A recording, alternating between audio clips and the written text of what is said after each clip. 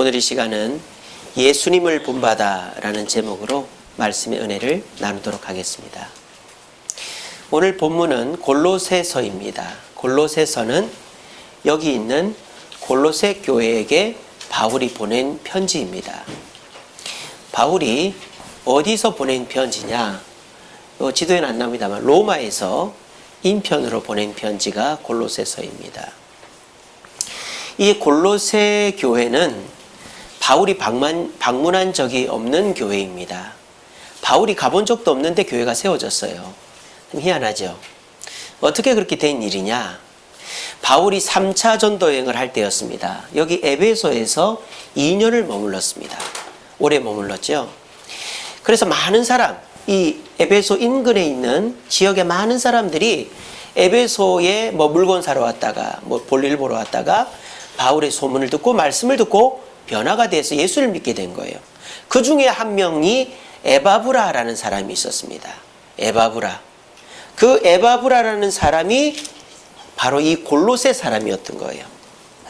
그래가지고 이 에바브라가 이 에베소에서 들은 복음과 말씀을 가지고 골로새로 돌아가서 세운 교회가 골로새 교회다라는 거예요. 여기 에베소에서 골로새까지 거리는 160km 정도 됩니다. 우리 서울에서 대전 정도 거리가 되는 거죠. 그러니까 거리가 꽤 되죠. 이 골로새는 보시다시피 내륙이에요. 대도시가 아닙니다. 그러니까 물건을 사거나 관공서 일을 볼 때에 에베소로 나와야 될 일이 있는 거죠. 그래서 골로새 사람들 뿐만 아니라 이 주변 사람들이 이 에베소로 나올 일이 있을 때에 그 중에 한 명이 에바브라가 나와서 바울의 복음을 듣고 말씀을 듣고 변화가 되어가지고 교회를 세웠다라는 거예요.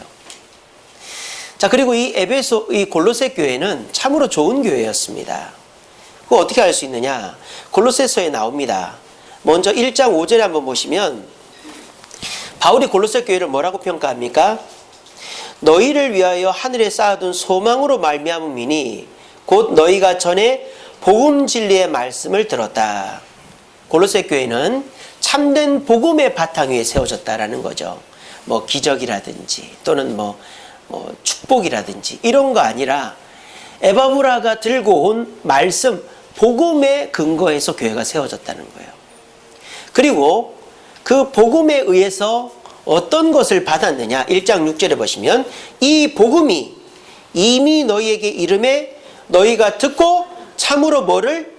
하나님의 은혜를 깨달았다. 이 골로새 교회는 은혜를 깨달은 교회라는 거예요.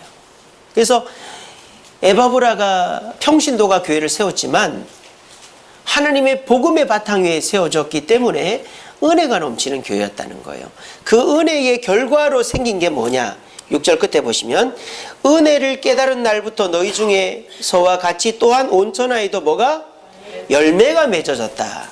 그러니까 이 에베소 교인들이 은혜를 받고 골로새 교인들이 은혜를 받고 그 은혜를 남들에게 전했더니 다른 사람들도 예수를 믿게 되어서 골로새 교회가 부흥하게 되었다는 거예요. 그래서 이 골로새 교회는 바울이 한 번도 가본 적이 없지만 평신도 에바브라가 복음의 열정을 가지고 사람들을 전도해서 은혜를 끼치고 은혜 받은 자들이 또 은혜를 끼쳐서 부흥한 아주 특이한 교회다. 마치 우리나라의 조선 말기 때 천주교회가 성경책이 그 서학이라고 해서 성경책이 들어와서 우리나라에 그 천주교인들이 생긴 것처럼 그때 천주교인들은 어땠습니까? 제사상에 절 안 하려고 목배임을 당해 죽었어요. 지금은 천주교인들 다 제사상에 절하죠. 그때 천주교인들은 우리 기독교인들이랑 똑같았던 거예요. 왜? 성경만 가지고 신앙생활 했으니까. 그래서 저기 양화진 옆에 가면 절두산이라고 있잖아요. 천주교인들 목 베어 죽인 산. 그러니까 이 복음의 바탕에서 세워진 교회는 은혜가 있고 열매가 있다라는 거예요. 자, 그런데 이 골로새 교회에 문제가 생겼어요. 그 문제에 대한 소식을 에바브라가 바울에게 전합니다. 자, 바울이요 3차 전도 여행을 끝내고 로마로 갔는데 잡혀요. 그래서 2년 동안 감옥에 있습니다. 근데 그 감옥은 이제 가택연금이지 아예 저 지하 감옥에 있고 이런 건 아니었어요. 사람은 오고 갈 수 있는데 본인만 못 나가는 거죠. 바울이 로마에 2년 동안 갇혀 있는데 누가 찾아왔느냐? 바로 그 에바브라가 찾아온 거예요. 선생님, 저 왔습니다. 어이구, 에바브라 웬일이야? 교회는 잘 되고, 예, 우리 골로새 교회 잘 되고 있습니다. 선생님 복음으로 열심히 했더니 교회가 부흥하고 성장했습니다. 잘 됐네, 축하한다. 근데 선생님, 저희 교회 문제가 있습니다. 무슨 문제가 있는데? 우리 교인들이 자꾸 다른 것에 귀를 기울입니다. 왜? 제가 좀 부족해서 그런가?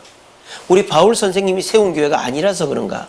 제가 평신도라서 그런가? 성도들이 자꾸 다른 것에 기웃기웃합니다. 뭔데? 우리 교회의 세상에 이단이 들어왔습니다. 어떤 이단이? 영지주의라는 이단이 들어왔습니다. 선생님 아시죠? 그래? 영지주의가 뭘까요? 영지, 영적인 지혜라는 뜻이에요. 지혜를 추구하는 어떤 이런 무리가 영지주의예요. 종교라고 말하기도 그렇고 학문이라고 말하기도 그렇고, 어쨌든 종교 비슷하고 학문 비슷한 것이 영지주의인데, 이 영지주의의 특징이 이 세 가지입니다. 첫째는 지혜를 강조한다는 거예요. 여러분, 지혜 나쁜 겁니까? 좋은 겁니까? 좋은 거죠. 이지혜도 있고 김지혜도 있고 얼마나 지혜들이 이쁩니까? 그런 지혜를 말하는 건 아니겠지만 어쨌든 똑똑하고 지혜로운 거 좋은 거 아닙니까? 근데 뭐가 문제일까요? 이 지혜의 출처가 문제가 되는 거예요. 이 영지주의는요, 지혜가 최고니까 그 지혜가 되는 거라면 수단과 방법을 가리지 말라는 거예요. 그 영지주의자들은 성경도 봅니다. 그리고 하늘의 별자리도 봅니다. 심지어는 마법책도 봅니다. 이게 영지주의예요. 마치 여러분 통일교 아시죠? 통일교 예배 드리는 거 본 적 있습니까? 저는 그 인터넷으로 안 봤거든요. 성경도 인용하고 코란도 인용하고 불경도 인용하고 우리나라에, 아니 전 세계에 있는 모든 경전은 다 인용해서 설교합니다. 영지주의적 스타일이죠. 영지주의가 지혜를 강조하는 건 좋아요. 하지만 근거가, 출처가 불분명한 가짜 뉴스들을 사람들한테 얘기하는 게 영지주의라는 거예요. 그래서 이 영지주의는 잘못된 지혜를 가르칩니다. 그리고 영지주의에서는 물질은 악하다라고 가르칩니다. 왜? 가만히 보니까 이 물질들은 점점 악해지더라는 거예요. 사람도 악하고 동물도 악하고, 그래서 이 세상의 물질은 다 악하고 정신만 순수하고 깨끗하고 좋은 것이다 라고 강조합니다. 자, 여러분, 물질이 어느 정도 악하다라는 것은 우리들도 인정하는 바잖아요. 세상은 악하다. 그래서 우리가 세상이나 물질이나 권력이나 명예 이런 걸 탐해서는 안 된다. 우리도 이런 말 하죠. 근데요, 이 영지주의는 너무 가는 거예요. 극단을 치닫습니다. 그래서 물질이 악하니까 물질은 마음대로 해도 된다는 사람이 있고, 물질이 악하니까 물질을 버려야 된다는 사람이 있어요. 이 극단에 있는 거예요, 영지주의는. 그래서 물질이 악하니까 마음대로 해야 된다. 그게 뭡니까요? 뭘까요? 방종이죠, 방종. 내가 결혼했지만 아무 여자랑 잠자리를 해도 되고, 내가 술을 먹어도 되고, 사람을 죽여도 되고, 도둑질을 해도 되고, 사기를 쳐도 된다라는 게 영지주의. 그런 영지주의가 오늘날 구원파인 거죠. 구원파. 구원파는 내가 예수 믿고 깨달았으면은 어떻게? 사람을 죽여도 된다고 그래요. 구원파에서는. 내가 깨달아서 구원받았으니까. 그러니까 영지주의는요, 물질은 악하니까 물질적인 거는 마음대로 해도 된다는 파가 있고, 또 이쪽 파는 아예 물질을 버리고 금욕적인 삶을 살아야 된다라고 말하는 게 있는 거예요. 그래서 영지주의가 잘못된 거죠. 세 번째 영지주의의 문제점은 예수님을 부정합니다. 예수님의 무엇을 부정할까요? 인성을 부정하는 거죠. 육체로 오신 예수님. 왜? 육체는 뭐 하기 때문에? 뭐 하기 때문에? 악하기 때문에.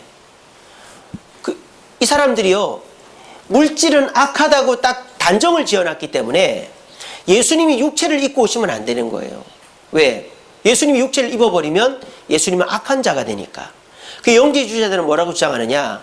예수님은 그냥 예수라는 사람의 몸에 쑥 들어왔다가 다시 그 몸을 쑥 벗어놓고 올라가셨다라고 얘기하는 거예요. 그래서 예수님의 완전하심, 신성과 인성 중에 인성을 부정하는 것이 영지주의입니다. 자, 여러분들 이거 딱 들어봐도 이게 틀렸다는 거 알겠어요? 모르겠어요? 딱 들어봐도 알겠죠? 지혜가 좋지만 성경의 지혜가 아니라 무슨 마술책에 있는 지혜를 가지고 이걸 해야 된다. 이런 거 여러분들이 따라갈 사람이 없잖아요. 그리고 여러분들이 물질이 악한 줄 알지만 아예 돈을 산에 들어가서 살거나 아예 내 마음대로 사람을 죽여야 된다고 생각하는 분은 없잖아요. 또 여러분들 중에 예수님이 사람의 몸을 입어서 탄생하셨던 걸 부정하는 분이 없잖아요. 그러니까 바울 선생님도 그런 거죠. 여보게 에바브라, 영지주의는 골로새 교인들이라면 딱 들으면 영지주의가 잘못됐다는 거 알 텐데, 그 정도는 알 텐데, 근데 영지주의가 왜 그 골로새 교회에 들어왔다는 말이야? 라고 했겠죠.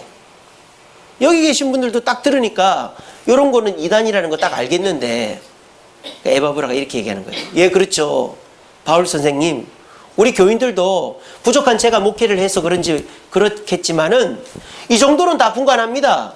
성경 말씀이 아닌 교훈은 받아들이지 않고, 물질이 악하지만 물질을 마음대로 하거나 아예 버려야 된다라고 생각하지 않고 예수님이 인간으로 태어났다고 부정하지 않습니다, 우리 교인들이. 그런데 문제는 이 영지주의가 그대로 들어온 게 아니라 이것과 혼합돼서 들어와 버렸습니다 라고 말하는 거예요.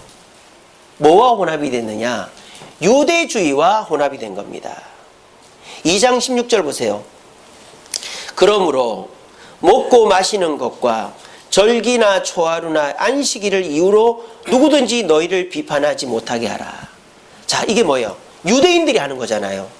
안식일, 그 다음에 절기, 초막절, 맥추절, 무슨 유월절 이런 거. 그 다음에 초하루가 뭐예요? 월삭이잖아요. 월삭 제사 이런 것들. 그리고 먹고 마시는 거. 성경에 보면 이거는 먹어도 되고 이거는 먹지 말고 이런 거 있지 않습니까? 그래서 이 영지주의가 교묘하게 유대주의의 탈을 쓰고 들어온 거예요. 이렇게 된 거죠. 먼저 유대주의는 뭐를 강조합니까? 율법을 강조합니다. 율법을.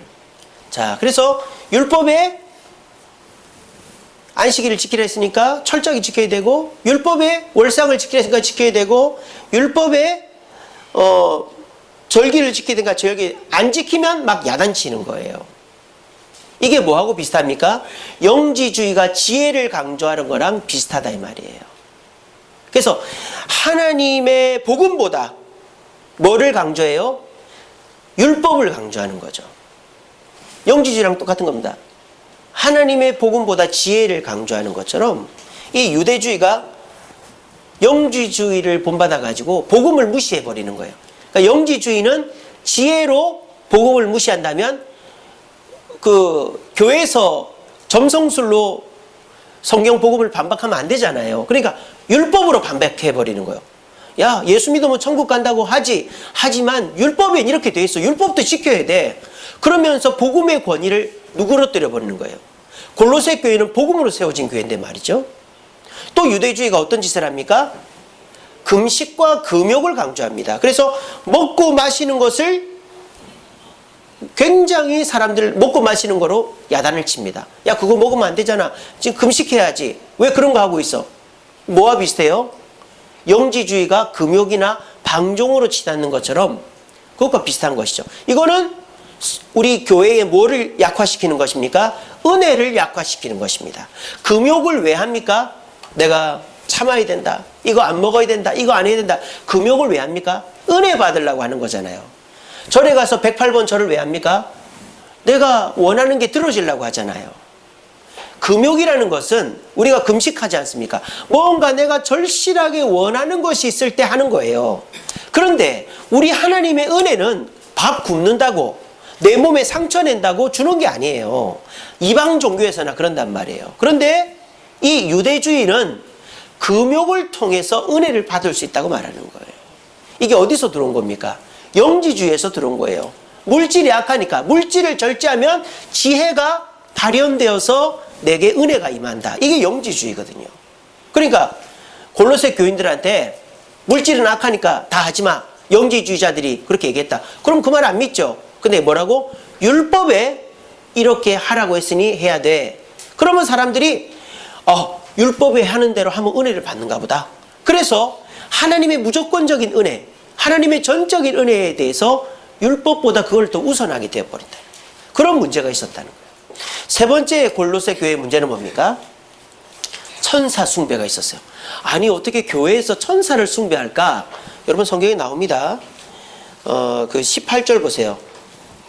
18절 보세요. 아무도 꾸며낸 겸손과 천사 숭배를 이유로 너희를 정죄하지 못하게 하라. 이게 뭐예요? 신비주의죠. 신비주의. 요즘 현대에도 신비주의 교회가 있죠. 내가 기도해 보니까 주님께서 환상을 보이셨다. 주님께서 예언을 주셨다. 이래가지고 사람들한테 환상과 예언으로 사람들을 호도하는 사람이 있어요. 그게 뭡니까? 천사 숭배인 것입니다. 하나님이 은혜를 주시고 깨달음을 주는 게 아니라 다른 존재에게 귀를 기울이는 거죠. 그래서 신비주의자들은 신사도라고 하는데 사도를 세우는 거예요. 베드로 이후의 사도를. 그래서 자기가 사도라는 거예요. 또 다른 사람 사도로 세우는 거예요. 그렇게 해서 그 사도에게는 신령한 은혜가 임한다는 거예요. 여러분, 우리가 하나님의 뜻을 알고 또 미래를 알 수 있는 것은 오직 이 성경 말씀밖에 없는 줄로 믿습니다. 천사가 가르쳐 주는 거 아닙니다. 여러분, 예언이 뭡니까? 우리 형제님은 보니까 제가 기도하다가 형제님 비행기 타는 꿈을 꿨습니다. 내년에 미국 가시겠네요. 이게 예언이에요. 그 신비주의 교회에서 하는 그런 것이 어디 있습니까? 그건 뭐 때려 맞추는 것도 점쟁이보다 더 못한 것 같아요. 여러분, 예언이 뭐죠? 제가 지금 예언하고 있잖아요. 설교가 예언이에요. 설교가. 제가 오늘 하는 설교대로 하시면 복을 받는다. 이게 예언 아닙니까? 여러분, 예언은 설교가 예언이지 내가 기도하다가 무슨 꿈속에서 그거는 천사를 가장한 마귀가 주는 것입니다. 자, 어떻습니까? 성도들이 갈급한 거예요. 뭐 문제가 빨리 해결이 됐으면 좋겠고 해답을 얻었으면 좋겠는 거예요. 그런데 에바브라는 딱히 해답을 주지 않고 성경 봐도 구체적이지 않으니까 누군가 살짝 가서 천사한테 기도를 해봐. 천사가 도와줄 거야. 천사한테 기도를 하는 거예요. 이게 뭐예요? 예수님에 대한 믿음을 부정하는 것이나 천사를 숭배하는 것이나 뭐가 다르겠습니까? 여기 싹 들어와 버린 거예요. 그래가지고 에바브라가 아무리 애를 써도 사람들이 에바브라 말을 안 믿어주는 거예요. 그래서 답답하고 답답해가지고 에바브라가 감옥에 있는 바울 선생님을 찾아와서 하소연을 하는 겁니다. 선생님, 우리 교회가 선생님 복음을 듣고 제가 교회를 세워서 몇 년 동안은 열심히 하고 그래서 교회가 부흥하고 제 성도들이 재밌어했는데 한 4, 5년 지나고 나니까는 이상한 사람들이 들어와서 유대인들도 아닌 것 같은데 막 이상한 얘기를 해가지고 교인들이 그래 말씀만 갖고는 안 되나 봐. 복음만 갖고는 안 되나 봐. 믿음만 갖고는 안 되나 봐. 그러면서 막 흔들리고 있습니다. 바울 선생님 어떻게 하면 좋죠? 라고 해서 에바브라 잠깐만 있어봐. 내가 편지 하나 써줄 테니까 요거 가지고 가. 요렇게 해서 쓰게 된 게 골로새서다라는 것입니다. 2019년도 우리 주세움교회의 표가 예수님을 본받아입니다. 그리고 2019년도 우리 주세움교회의 주제 성구가 오늘 저와 여러분들이 읽은 골로새서 2장 6절에서 7절 말씀입니다. 제가 작년 하반기에 2019년도에 우리 주세움교회가 어떤 방향으로 가야 될까 고민을 해보았습니다. 저도 에바브라처럼 부족한 사람이죠. 20년, 30년 목회하시는 분들은 참 대단한 분들인 것 같아요. 에바브라도 평신도로서 정말 발에 땀이 날 정도로 최선을 다해서 복음을 전하고 은혜를 끼치고 교회를 부흥시켰는데 이제 성도들이 에바브라한테 익숙해져 버린 거예요. 에바브라한테 더 이상 흥미를 느끼지 않는 거예요. 그러니까는 이 성도들이 다른 것에 눈을 기울이는 거예요. 사람은 변화가 필요합니다. 근데 이 변화를 다른 방법으로 추구하려고 하는 겁니다. 이 골로새 교인들이. 그래서 뭐 새로운 거 없나? 빨리 체험할 수 있는 그런 거 없나? 그런 걸 찾다 보니까 영지주의가 들어간 유대주의, 혼합주의 이단에 귀를 기울이고 빠져버린 거예요. 그런 상태로 교회를 오니까 말씀이 들어오질 않는 거예요. 왜? 시시하거든요. 재미가 없거든요. 그러니까 교회가 어수선해지는 거예요. 그러니까 이 에바브라가 바울에게 가서 이 문제를 어떻게 해야 될지를 물어보고 있는 것입니다. 우리 주세움교회도 2019년도 5년차 됐습니다. 교회마다 5년차, 10년차, 15년차, 20년차 징크스라는 것이 있대요. 교회를 개척하고 5년 동안 부흥하다가 5년 차에 다 떨어먹고 절반 남고 그런 교회들이 많답니다. 왜냐? 5년 동안 재미있게 하는 거예요. 전도도 되고 은혜도 받고 또 사람들이 오면 새로워지니까. 근데 3년, 4년 되면 새로운 사람들이 더 이상 오지 않는단 말이에요. 그러니까 교회 내에 별 활력이 없어요. 하던 거 똑같이 한단 말이에요. 그러니까 교회 내에서 뭔가 변화가 필요한데 새로운 거 없을까? 내 문제를 빨리 체험할 수 있는 게 없을까? 그런 고민들을 하다 보면 교회가 다른 것을 찾게 되고 뭐 목사가 다른 방법을 찾든지 성도들이 다른 것을 원하든지 그렇게 해서 우리가 원래 받았던 복음과 은혜와 말씀에서 벗어나서 다른 것을 찾다 보면 교회가 반토막이 나는 교회들이 많더라는 거예요. 그래서 2019년도를 시작하는 우리 주세움교회가 어떻게 시작을 해야 2019년도를 어떻게 보내야 우리 주세움교회가 더욱더 든든하게 서나갈 수 있을까 고민하면서 제가 내린 결론은 새로운 방법도 뭐 신식도 아니고 예수님께로 돌아가자라는 것이었습니다. 예수님께로 돌아가자. 바울이 그렇게 얘기하고 있어요. 에바브라야, 예수님께로 돌아와야 된다. 너희 교인들이 예수님께 돌아오게 해라. 너희 교인들이 새로운 거 요구한다고 새로운 거 하지 마라. 너희 교인들이 빨리 체험하게 해달라고 한다고 해서 빨리 체험하게 할 수 있는 거 시도하지 마라. 그냥 내가 가르쳐준 대로 예수님 말씀대로 해라. 그러면 예수님이 책임져 주실 것이다 라고 권면하고 있는 것입니다. 2019년도를 시작하시는 저와 여러분들에게도 변화가 필요합니다. 삶에도 변화가 필요하고 신앙에도 변화가 필요합니다. 그런데 우리는 그 변화를 어떤 방법으로 이루어내려고 하고 있습니까? 새로운 방법, 빨리 체험할 수 있는 방법을 원하십니까? 그럴 때 우리는 예수님이 아닌 다른 것에 눈길을 두기가 쉬울 것입니다.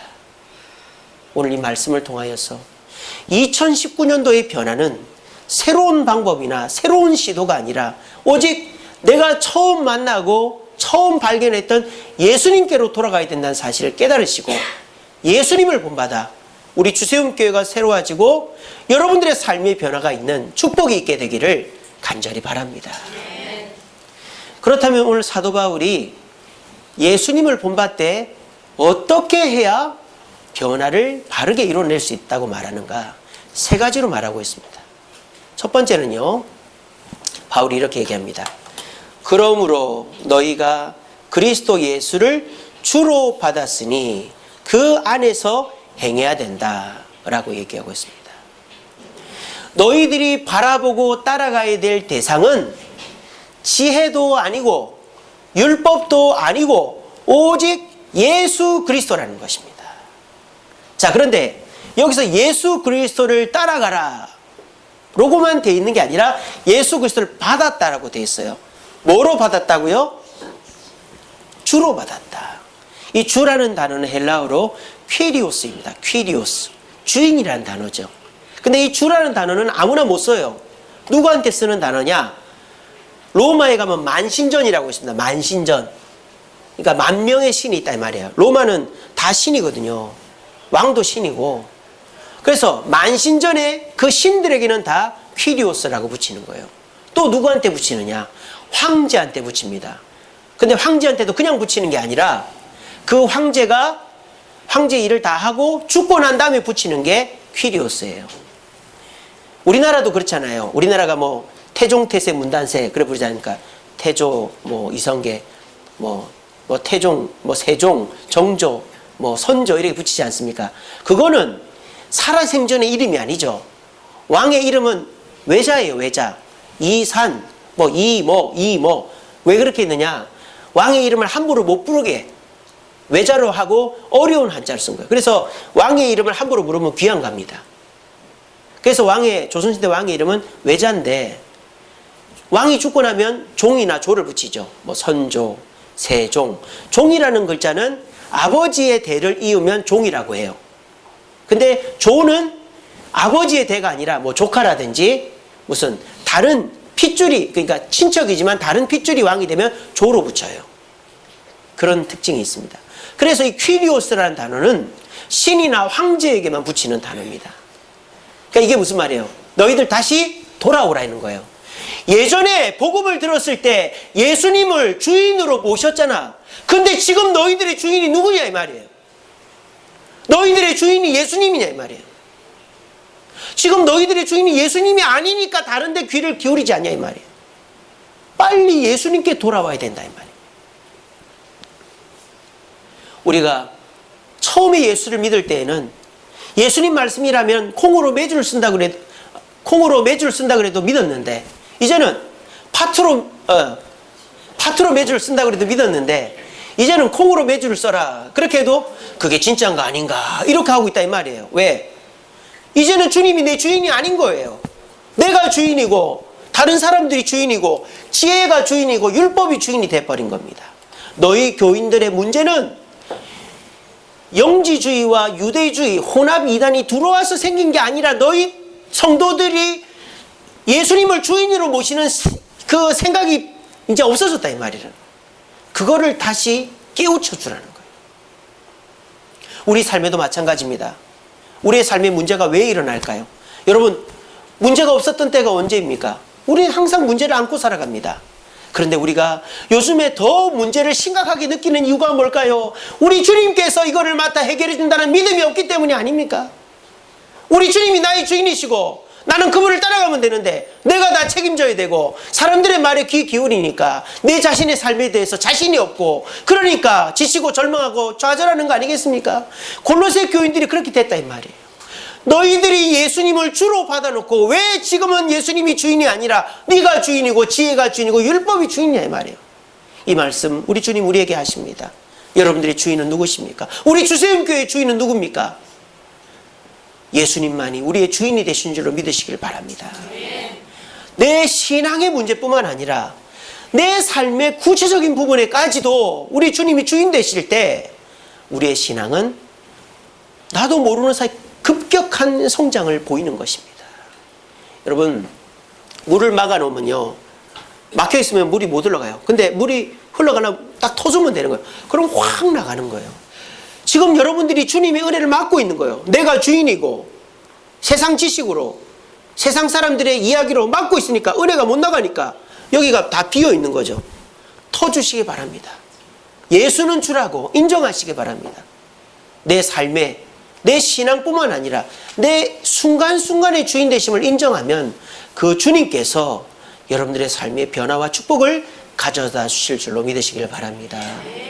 두 번째로 바울이 권면하는 내용이 뭐냐? 교훈을 받은 대로 행동하라는 거예요. 7절에 보면 그 안에서 뿌리를 박으며 세움을 받아 교훈을 받은 대로 행하라 이렇게 되어 있죠. 여기서 교훈은 뭘 말할까요? 하나님의 말씀을 말하는 것입니다. 제가 하나 이야기를 해드리겠습니다. 조선 말기 때 선교사들이 우리나라에 많이 들어와서 복음을 전했습니다. 서울에 있는 한 선교사님 집에 낯선 사람이 똑똑 들어왔어요. 눈보라가 치고 추운 겨울이었습니다. 근데 얇은 옷 하나 걸치고 사람들이 발발발 떨면서 3명이 와가지고 문을 똑똑한데 선교사님이 열어서 누구십니까? 막 이런 식으로 하니까 안녕하십니까? 저희들은 황해도 어디에서 온 사람들입니다. 저희들한테 세례를 주세요. 이러는 거예요. 뜬금없이 세례를 달라니. 여러분들은 세례가 뭔지 압니까? 예, 압니다. 신앙이 있으십니까? 믿음이 있으십니까? 예, 있습니다. 물어보십시오. 다 물어봤어요. 다 아는 거예요. 그래서 이 사람들 희한한 사람이다. 그 세례를 드리겠습니다 하니까 이 사람들이 주섬주섬 옷을 벗는 거예요. 옷을 벗어서 뒤로 딱 돌아서는 거예요. 뒤로 딱 돌아서니까 등 뒤에 뭐가 있었는지 아세요? 십자가를 짊어지고 있는 거예요. 왜 십자가를 짊어지고 왔을까요? 누가복음 9장 23절에 나를 따르려거든 자기를 부정하고 자기 십자가를 지고 나를 쫓으라 그랬거든요. 그러니까 뭐예요? 말씀대로 하는 거예요. 아니 거기서 자기 십자가를 지고 따르라는 게 진짜 십자가를 만들어서 지고 다니라는 겁니까? 그럼 여러분들 십자가 하나씩 다 지고 다니셔야 되겠네요. 새 선물 하나씩 다 드려야 되겠습니다. 그게 아니잖아요. 근데 이 황해도에서 복음 듣고 말씀을 읽고 온 사람들은 그거를 그냥 철떡같이 믿어버린 거예요. 그래서 그 무거운 십자가를 등에다 지고 산을 건너고 물을 건너고 물에 빠지고 그래가지고 여기까지 온 거예요. 그 선교사님이 얼마나 큰 은혜를 받았는지 모른다, 그런 이야기가 있습니다. 제가 이 말씀 왜 드린 줄 아세요? 여러분, 성경은 해석하는 것이 아닙니다.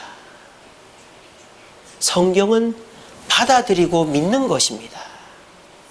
성경에 대한 해석은 철저히 조심해야 됩니다. 그래서 저는 큐티를 별로 권장하지 않습니다. 큐티는 성경을 해석하는 건데 목사의 지도를 받지 않는 성경 해석은 위험할 수 있습니다. 이단들이 다 어디서 나옵니까? 이단들이 성경 갖고 합니다. 해석에 문제가 있는 것이죠. 여기 계신 분들도 마찬가지 아닙니까? 여러분들은 성경을 해석하려고 듭니다. 성경은 해석하는 책이 아닙니다. 딱 봐도 알아들을 수 있는 말씀은 그대로 받아들이는 거예요. 정말 순수한 사람들 등에 십자가를 지고 다니는 정도는 아닐지라도 원수를 사랑하라면 사랑해야 되는 거예요. 부모를 공경하라면 공경하는 거예요. 안식일을 지키라면 지키는 거예요. 11조를 바치라면 바치는 거예요. 근데 거기다가 여러 가지 해석을 하니까 성경보다 그 해석, 영지주의 지혜나 유대주의 율법에 근거한 신앙을 하고 있는 거예요. 여러분, 성경을 해석하려고 들지 맙시다. 어쩔 수 없이 원어를 보거나 배경을 볼 때에는 목사가 해석을 해서 설교를 합니다. 하지만 목사도 성경에 근거해서 설교해야 되는 것입니다. 저도 앞으로 그렇게 노력할 것입니다. 여러분, 우리는 주님이 교훈을 주신 대로 살아야 됩니다. 그것이 가장 빠른 길입니다. 지름길을 찾는 사람은요, 더 돌아가게 돼 있어요. 예전에 제가 예를 들어드렸잖아요. 신병훈련소에서 구보를 시키는데, 산악 구보를 시키는데 갈림길이 나왔어요. 표지판이 있는데 한쪽은 장교의 길, 한쪽은 사병의 길이라고 써 있었어요. 대부분 다 어디로 갔을까요? 예, 장교의 길 편할 것 같아서. 근데 고지식한 사람이, 저처럼 고지식한 사람이 난 사병이니까 사병의 길로 가야지. 근데 자기가 꼴찌할 줄 알았는데 1등은 아니어도 하여간에 빨리 들어온 거예요. 그 나중에 오는 사람들은 헐떡헐떡 하면서 들어오는 거예요. 그게 뭐냐? 장교의 길은 산을 하나 넘는 거고 사병의 길은 지름길로 오는 길이었던 거예요. 그게 사람입니다. 여러분, 지름길 찾지 마세요. 지름길 좋아하지 마세요. 그것이 오히려 우리를 더 돌아가게 만듭니다. 2019년도는 스스로 말씀을 읽는 한 해가 되기를 바랍니다.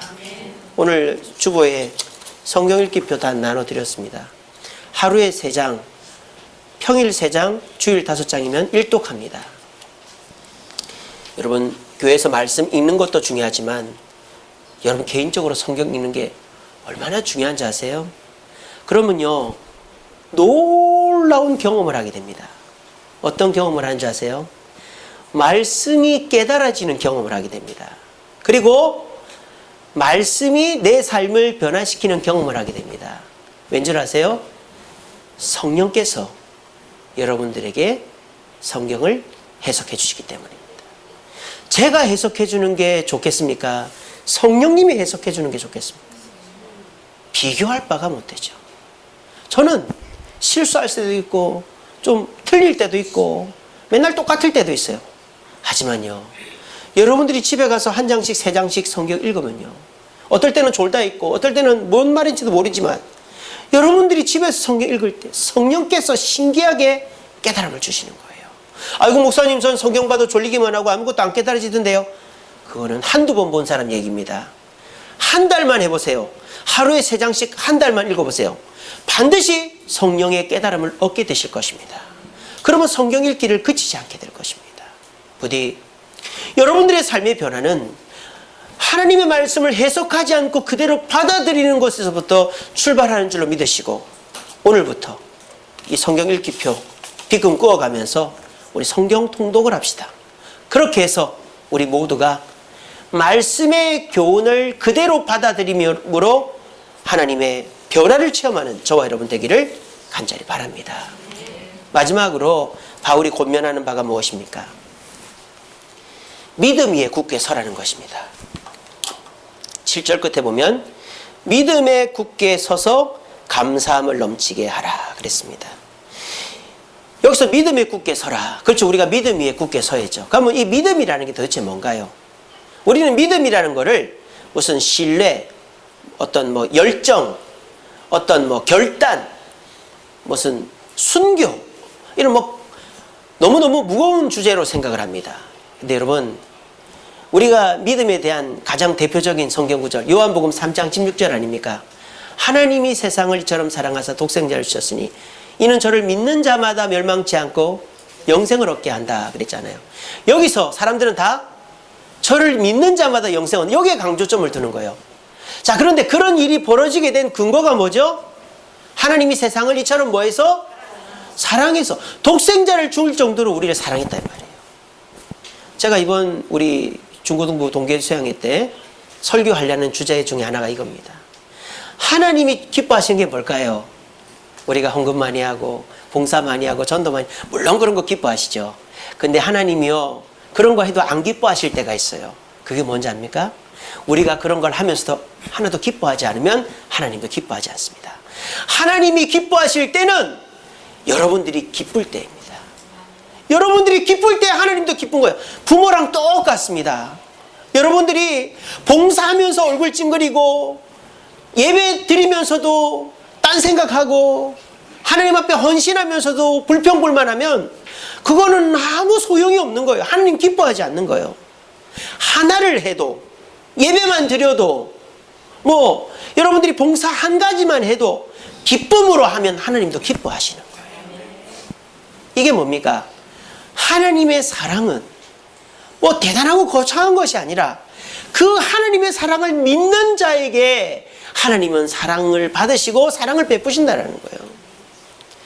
어떤 건물이 무너졌습니다. 아이들이 건물 안에 갇혀버렸어요. 막 다 울고불고 난리가 났습니다. 근데 구조대원이 와서 아이들을 다 구해줬어요. 근데 하나이는 울지도 않고 그냥 당당하게 나오는 거예요. 그래서 어떤 기자가 물었습니다. 너는 왜 이렇게 울지도 않고 당당하니? 저기 보세요. 그러는 거예요. 저기 보니까 누가 와 있었을까요? 아빠가 와 있는 거예요. 저는 우리 아빠가 와 있을 줄 알았기 때문에 저는 무서워하지 않았어요. 우리 구조대원 아저씨들 안 왔으면 우리 아빠가 저를 구해줬을 거예요. 걔는 두려운 게 없는 거예요. 이게 뭡니까? 믿음 위에 굳게 서는 것입니다. 여러분들에게 이 은혜가 있기를 바랍니다.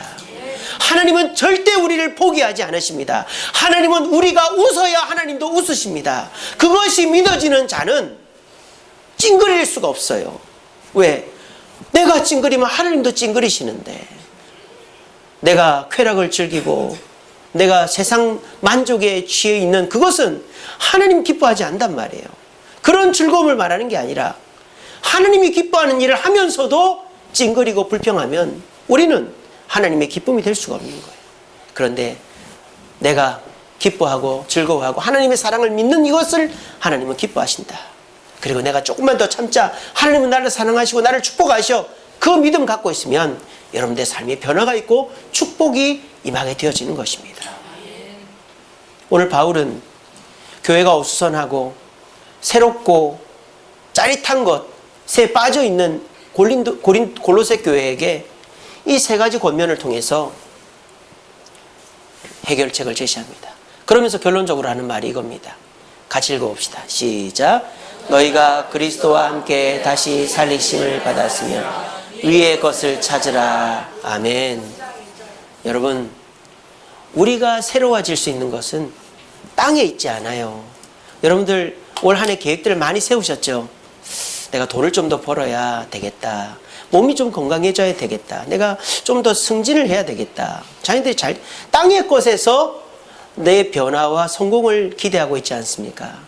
물론 그런 것이 있으면 좋죠. 하지만 하나님으로 인하여 이루어지지 않으면 그거는 오히려 우리에게 독이 되는 거예요. 우리 주님 말씀하십니다. 우리 주님이 바울을 통해 말씀하십니다. 2019년도에는 위의 것을 찾으라고요. 우리 예수님을 본받으라고요. 우리 예수님은요, 어떤 경우에도 하나님 뜻을 배반하지 않았습니다. 그리고 우리 예수님은요, 말씀대로 사탄을 물리쳤습니다. 그리고 우리 예수님은요, 하나님의 사랑을 놓치지 않았습니다. 십자가에서도 내 영혼을 받아달라고 그렇게 기도했던 분이 예수님입니다. 우리가 올 한 해 예수님을 바라볼 수만 있다면, 예수님을 내 삶의 주인으로 맞이할 수만 있다면, 말씀을 해석하지 않고 읽고 성령의 깨달음을 얻을 수만 있다면, 우리가 어려운 일이 계속 반복돼도 낙심하지 않고 하나님의 사랑 안에 인내할 수만 있다면 우리의 2019년도는 지금껏 살아왔던 어떤 인생보다 더 행복하고 풍성한 한 해가 될 줄로 저는 믿습니다. 뿐만 아니라 우리 주세움교회도 새롭고 대단한 거 없습니다. 저도 이 모양 이 꼴입니다. 하지만 저도 노력하겠습니다. 주님의 뜻대로 이 교회를 이끌어가고 주님의 말씀만 전하고, 어려움이 있어도 이제는 다시는 그만둔다는 얘기 안 하고 인내하고 순종하면서 저도 목회하겠습니다. 우리 모두 그렇게 노력합시다. 그러면 우리 2019년도 주세움교회는 더욱더 주님이 선한 길로 이끌어 가시고 여러분들에게도 주님의 축복이 임하게 될 줄로 믿습니다.